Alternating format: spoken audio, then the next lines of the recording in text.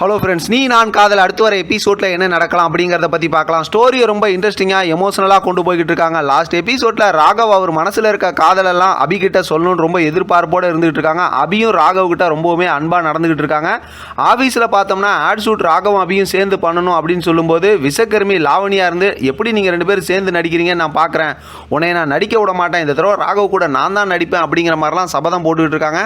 ஆனால் அந்த வில்லத்தனத்தெல்லாம் அபி வந்து பயங்கர சூப்பராக நோஸ்கட் பண்ணி விட்டுருவாங்க அப்படிங்கிறது நமக்கு தெரிஞ்சது தான். இருந்தாலும் பார்த்தா அணுவை சுந்தரி ரொம்பவுமே பார்த்தா பைத்தியமாகவே மாற்றிட்டாங்க. அப்படின்னாலும் லாஸ்ட் எபிசோடில் வந்த ப்ரொமோ ரொம்ப சூப்பரான ப்ரொமோவாக இருந்துச்சு.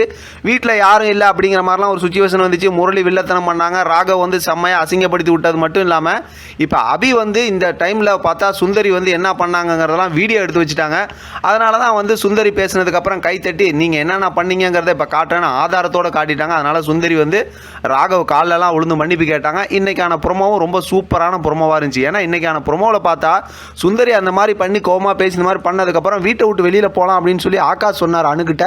ஆனால் பார்த்தா இந்த பக்கத்து மனோகர் இருந்துக்கிட்டு நீங்கள் எதுக்கு வெளியில் போகணும், தப்பு பண்ணது சுந்தரி தானே, சுந்தரி வீட்டை விட்டு வெளியில் போட்டோம் அப்படின்னு சொல்லி சுந்தரி வெளியில் தட்டி கதவே மூடிட்டாரு. ஆள் பார்த்தா சாதாரண ஆளாக இருந்தாலும் பயங்கர முடிவுலாம் எடுக்கிறாரு. யாராலையும் ஒன்றும் பேசவே முடியல, எல்லாரும் பார்த்துக்கிட்டு தான் இருந்தாங்க. இப்போ வெளியில் போன சுந்தரி பார்த்தா அவங்களோட ஃப்ரெண்டு வீட்டுக்கு போன மாதிரி தான் இருக்குது. ஏன்னா அவங்க ஃப்ரெண்டு தான் ஏற்கனவே பழைய எபிசோடில் அவங்க வந்தாங்க. ஒரு தடவை வந்து அதாவது அணுவை பழி வாங்கிறதுக்காக அப்படி இப்படின்னு பொருளி பேசுறதுக்காக வீட்டுக்கு வந்தவங்க தான் இவங்க அப்படிங்கிற மாதிரி என்னால் யோசிக்க முடியுது. யாராக இருப்பாங்கிறது உங்களுக்கு எதுவும் தெரிஞ்சுன்னா கமெண்ட் செக்ஷனில் சொல்லுங்கள். ஆனால் ஃப்ரெண்டு வீட்டுக்கு போனதுக்கப்புறம் பார்த்தோம்னா அவங்க ஃப்ரெண்டோட அம்மா வந்து சுந்தரியை ரொம்பவுமே அதாவது ரொம்ப கஷ்டமாக நடத்துகிறாங்க. இவங்க கழுத்தில் நகை கிடையாது, வேற ஒரு ட்ரெஸ் போட்டிருக்காங்க, அந்த மாதிரிலாம் சுந்தரி கஷ்டப்படுறாங்க. அப்போ அவங்க சொல்கிறாங்க இவங்கெல்லாம் வேலை ரொம்ப கஷ்டப்படுற மாதிரி தான் இவங்களை நடத்தணும், அப்போ தான் இவங்கெல்லாம் திருந்துவாங்க அப்படிங்கிற மாதிரிலாம் சொல்கிறாங்க. இப்போ தான் அவங்க ஃப்ரெண்டு சொல்கிறாங்க உன்னோட மாமியார் மாதிரி இவங்க கிடையாது அப்படிங்கிற மாதிரி சொல்லும்போது தான் இப்போ சுந்தரி தன்னோட தப்பை உணர்ந்து கண் கலங்குறாங்களா, இல்லை இந்த மாதிரிலாம் என்னை பண்ணிட்டீங்களே நான் உங்களை இன்னும் பழி வாங்குவேன் அப்படிங்கிற மாதிரி நினைக்கிறாங்களா அப்படின்னு தெரியல. இதுக்கப்புறமும் சுந்தரி திருந்தாமல் இருந்தாங்கன்னா அசிங்கமாக இருக்கும். அதனால் அவங்க திருந்திடுவாங்கன்னு தான் நினைக்கிறேன். அப்போ தானே முரளி வீட்டை விட்டுலாம் வெளியில் போக முடியும்.